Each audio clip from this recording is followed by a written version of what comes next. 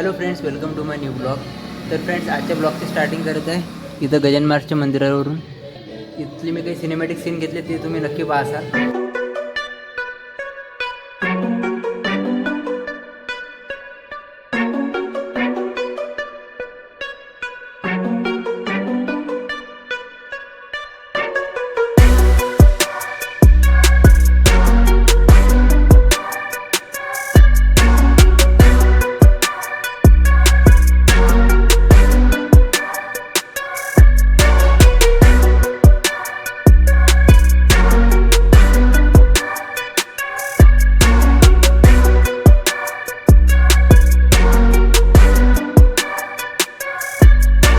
या ठिकाणी पिण्याच्या पाण्यासाठी एकदम उत्तम व्यवस्था केलेली आहे.